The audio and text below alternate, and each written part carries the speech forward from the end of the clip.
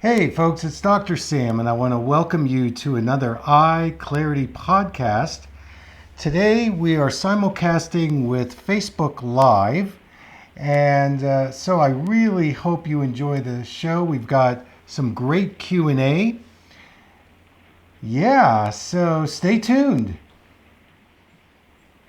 Hey everybody, good evening. Welcome to Facebook Live, and I'm happy to be back on the air.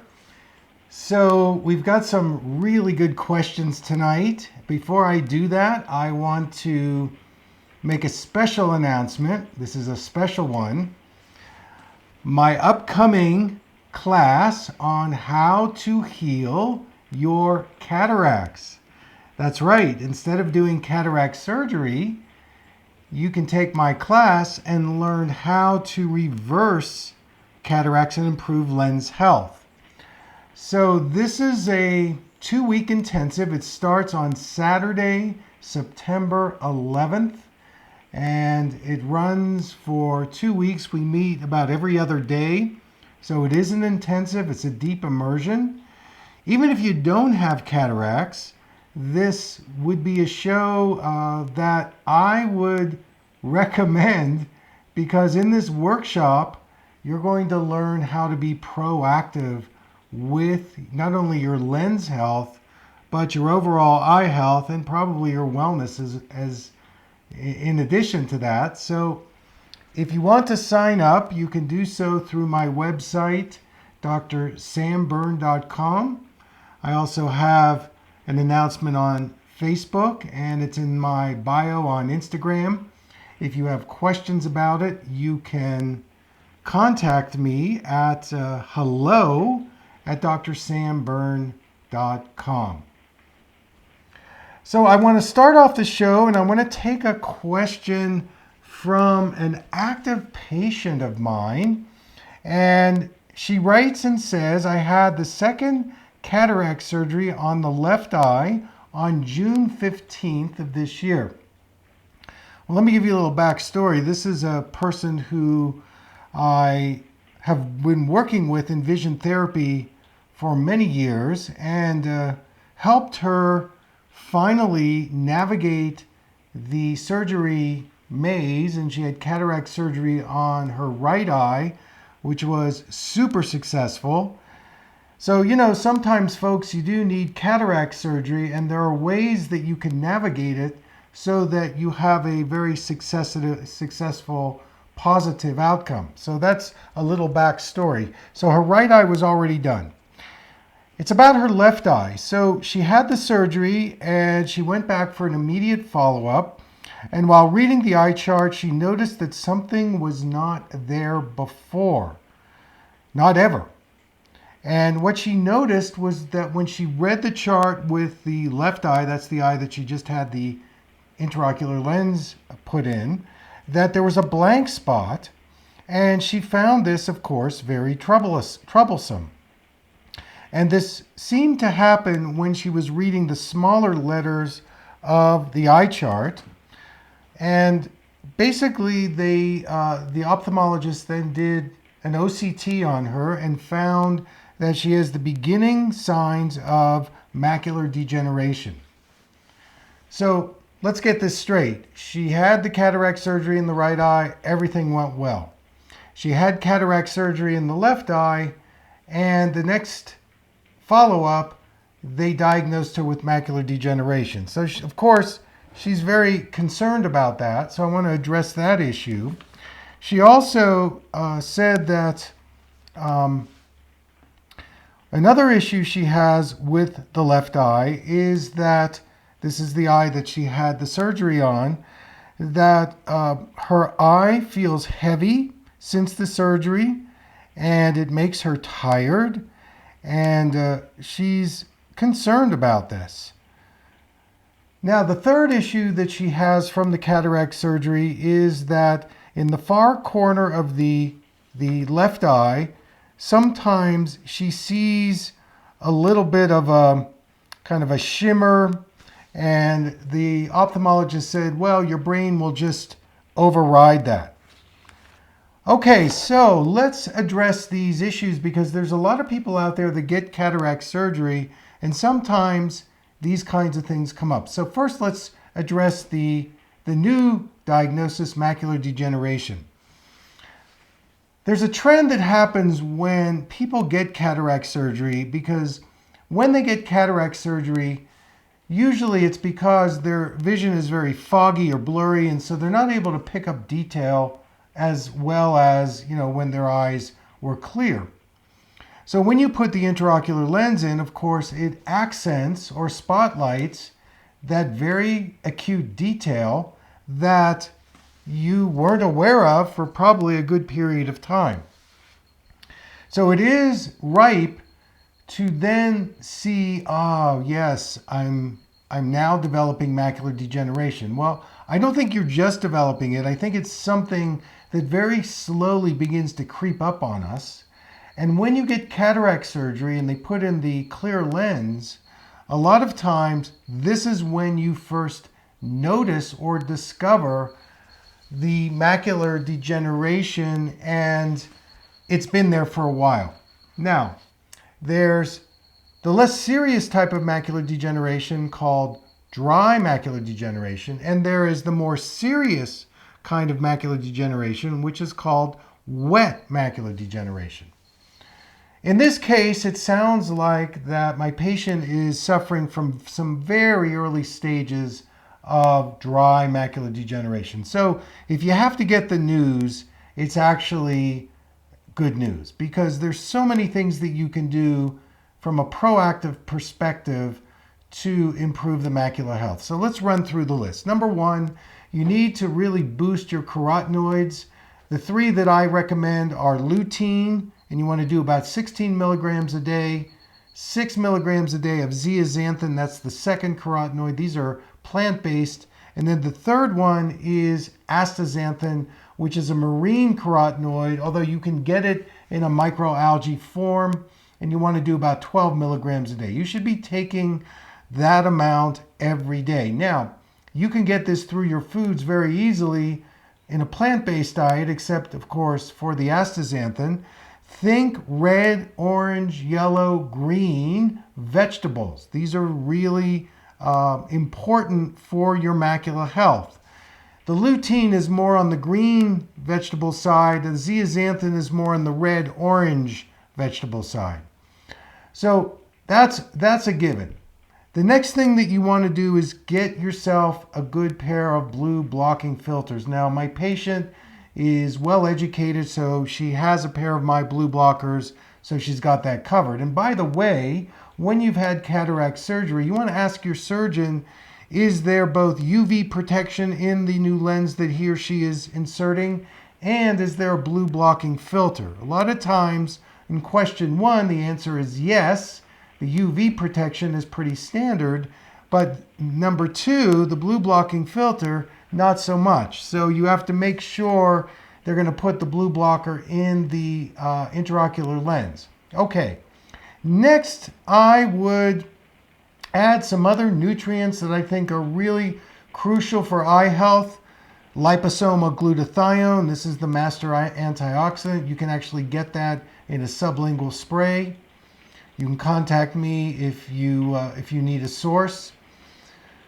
Make sure you're getting vitamin A. Make sure you're getting taurine, bilberry, your trace minerals like magnesium, chromium, selenium. Selenium works really well with glutathione. It actually helps in the production of glutathione.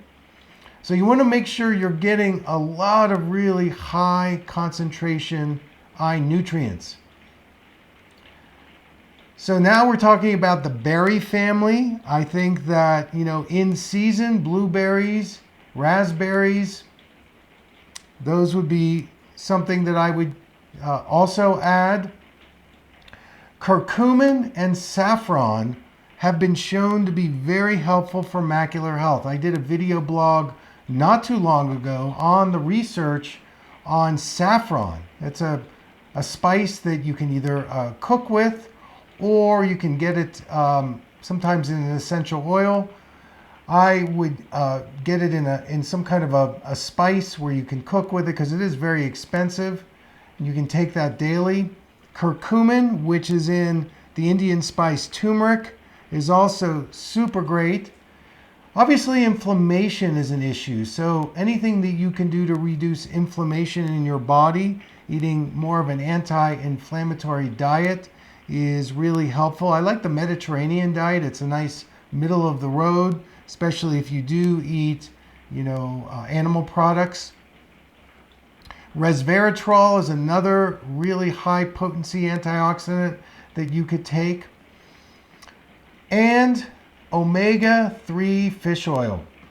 Studies show that the DHA in omega-3 is super important for eye health, brain health, neurological health, heart health. It's very anti-inflammatory.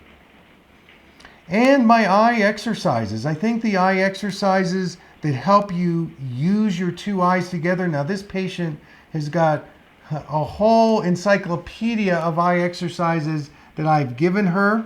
So I would do things like the eye dialogue. I would do the yin-yang peripheral vision exercise. I would do the Brock string.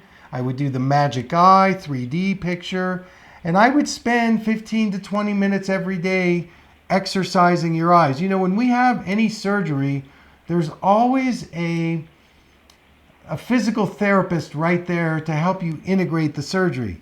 But in eye surgery, there's never any talk about surgery, physical therapy. So what you have to do, dear, is you have to do your own eye physical therapy.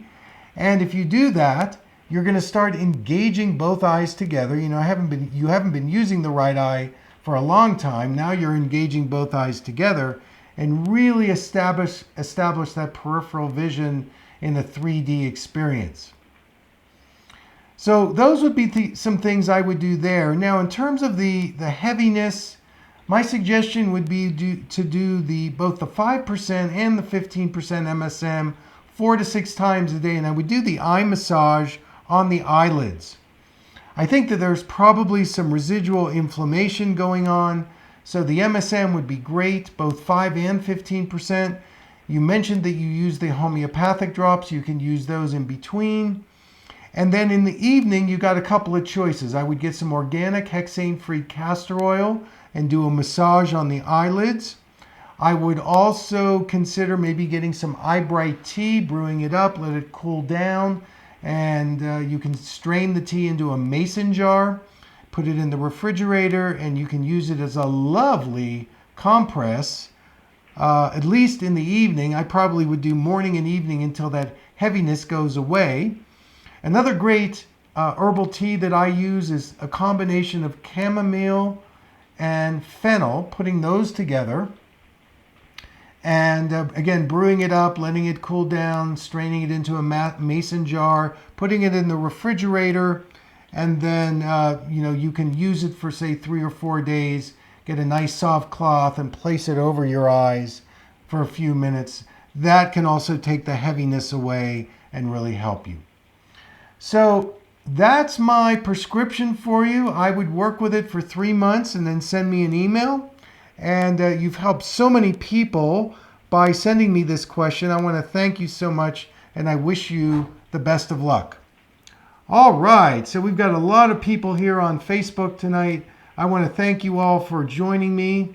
We're going to go till about 6:30 Mountain Time. So if you've got any questions, feel free to email me on Facebook or Instagram.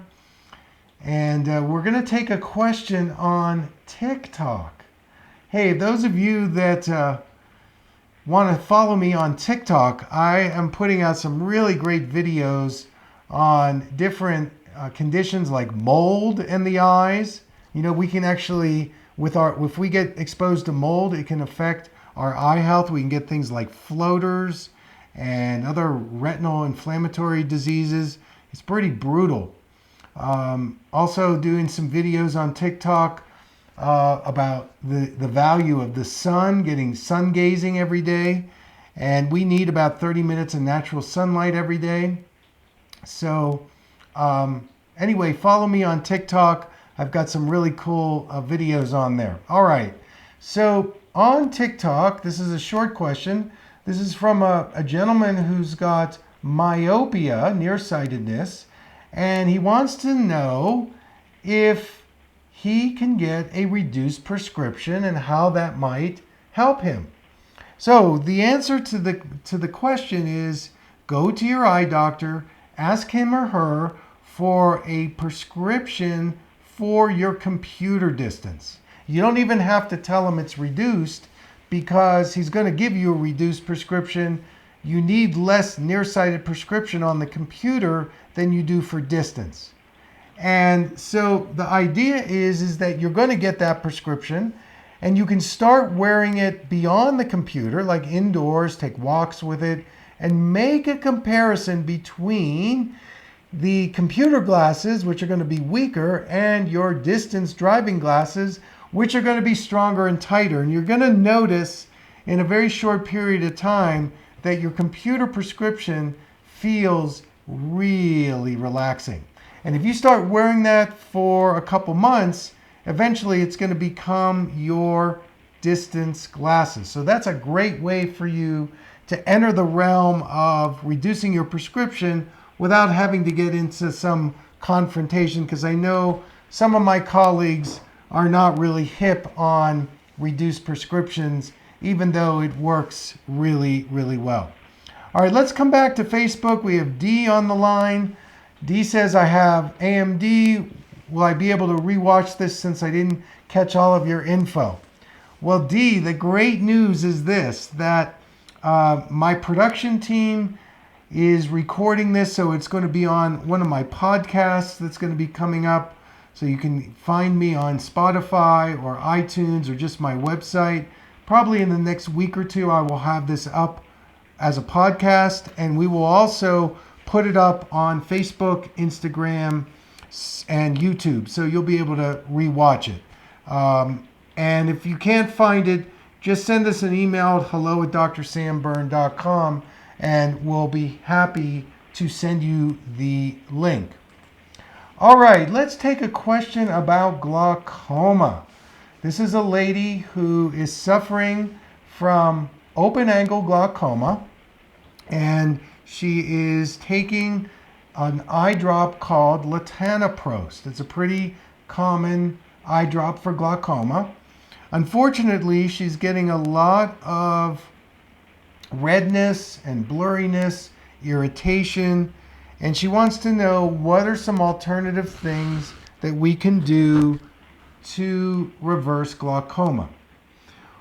Well, the first thing to know is that glaucoma is a disease of circulation. There's a impediment in your circulation system, and some of the research studies that I have found actually say that glaucoma can start in the brain. Isn't that interesting? Now, we know the eyes originate from the brain, and there's a very intimate relationship between the eyes and the brain. But if we have a circulation problem in the brain, sometimes this can translate into glaucoma in the eye. Now, with open-angle glaucoma, this is the most common type, and there are two things that can happen. One is that we're not producing enough aqueous fluid in the eye.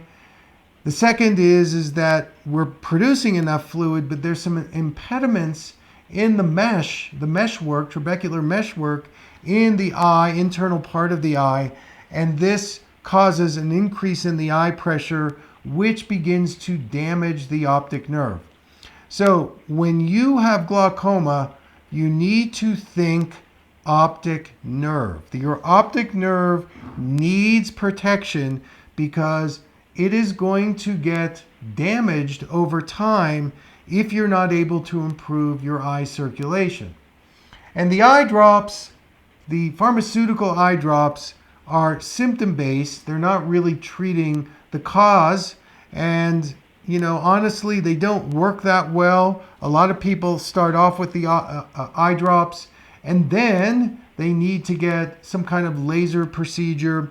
So what I'm going to spell out to you, what I'm going to lay out to you, are some things that you can do proactively to begin to treat the causes. So, simply said, in protecting the optic nerve likes three components. Actually, it likes more, but these are the top three. Number one, omega-3 fatty acids. You got to boost those. Get a very high quality omega-3. I would suggest there's a company called Metagenics, and they have an Omegagenics omega-3. I would get the 1000. This particular dose would be great for you, and I would probably be doing 2,000 to 3,000 milligrams a day as a way to protect your optic nerve health. Number two, there's a amino acid that I have put in my eye vitamin that is really critical for optic nerve health, and that is taurine. Taurine is an amino acid, really important for optic nerve health. And number three, my top three, the third is ginkgo. Ginkgo has been shown in low dose, you don't need to take a large dose, but in low dose to help improve eye circulation. So those would be some things I would do to protect the optic nerve. Some other things I would consider would be number one, bilberry. So bilberry is, of course, from the berry family. It's got something in it called flavonoids, which protect the retina against oxidative stress. So the last question where we were talking about the patient of mine who had cataract surgery, bilberry is important because it does protect the retina against oxidative stress. And when we start getting oxidative stress, then we get free radical damage, and this begins to damage our very sensitive eye tissue. Next, I would consider coenzyme Q10. This is not talked about in the eye care field, but CoQ10 is it's an essential cofactor, and it helps in the production of mitochondria. So mitochondria are those energy-producing organelles in all of our cells, but especially in the eyes, and they help produce ATP, which can help take out the recycling bin. In other words, get rid of free radical damage, oxidative stress. Again, if you're suffering macular degeneration or glaucoma, I would consider CoQ10 maybe somewhere around 200 milligrams per day. Again, you can check with your physician, make sure you're okay to do that. Again, I want to circle back to ginkgo. I think for glaucoma, ginkgo extract is wonderful. It's got something in it called polyphenols. Polyphenols, again, have demonstrated a neuroprotective effect on our retinal ganglion cells. So if you suffer, again, macular degeneration, cataracts, glaucoma, any retinal dystrophies, diabetic retinopathy, I would consider maybe somewhere around 150 to 200 milligrams a day of ginkgo. That's very, very helpful in terms of your vascular health. My number 4 go-to for glaucoma is something called alpha lipoic acid. This is also an essential cofactor. It supports cellular energy production. It is a super powerful antioxidant. It is great for optic nerve health. You know, I've used it for people that have optic neuritis, which is a inflammation of the optic nerve, papilledema, glaucoma. So alpha lipoic acid is another one. I would recommend somewhere around 200 to 300 milligrams a day of alpha lipoic acid. And my number 5 in glaucoma would be curcumin. Now, I talked a little bit about curcumin. This is a very bright yellow pigment, and it is from the turmeric root. You know, one of the things I like to do every morning, I make a morning smoothie. I have a Vitamix, and I get fresh turmeric root, little turmeric root and ginger root in my Vitamix, along with medicinal mushrooms and kale and maybe a little grapefruit and lime. Some other things like celery and cucumber, and I use either a matcha green tea or a medicinal mushroom tea like chaga, and I grind that up, and that is a great morning cocktail.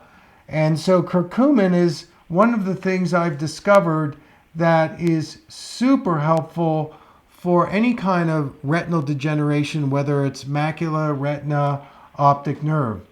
Down the road, they're talking about actually producing a curcumin eye drop that would be used for glaucoma. I actually reported on a study. This was from Europe, and it's not there yet, but it's coming. And to be able to get a curcumin eye drop, to me, would be amazing. There is a product on the market that combines liposomal curcumin with resveratrol. So that could be a supplement that you could use for, you just have to Google it, but the combination of curcumin and resveratrol are very, very, very effective at this neuroprotective agent in our retina. Because you know what? We're on screens all day. And it's like going to a tanning salon, but instead of you're done with the tanning salon in 5 to 7 minutes, you're being exposed to this damaging blue light from the time you wake up in the morning and turn on your phone to before you go to bed and you're reading your iPad, Kindle at bedtime. So it's important for you to really boost your antioxidants, because you only get 2 eyes, and if they start failing you, this is where, if you go down the allopathic eye care slide, it's very difficult to get off the Ferris wheel, because once procedures start happening, you get things like, inflammation and scar tissue and things like that. So you want to avoid those things by being proactive. And let me say this, that I think lifestyle is such an important part to the puzzle. There's a lot of natural functional medicine doctors, health coaches that are talking about the importance of lifestyle, probably more than ever in this, pandemic energy that we're all influenced by. Get out and get some exercise, take a walk, improve your lymphatic health by walking 60 minutes a day at least, getting back into nature, get outside, minimize your blue light exposure, or if you're going to do blue light exposure, make sure you're getting your vitamin D3. Very, very, very important. All right, so in terms of this glaucoma question, I hope that this has been helpful. I want to thank you so much. It's great to have you. All right, I think we're going to do maybe one more question, and I really appreciate your comments, your interest. Thank you so very much. Okay, this is Lisa. I'm having floaters that look like looking through water droplets. I've just lost 29 pounds. Is there a connection? Lisa, I just did a video blog on fasting and eyes. And in that particular video blog, in my research, I found that people that go through a fasting process, or they're in some, either a ketogenic diet, or they're just in a process of losing weight, they can go through a period where their eyesight gets blurry. You probably know this, Lisa, but in Chinese medicine, what organ most influences our eyes? Yes, that's correct. The liver.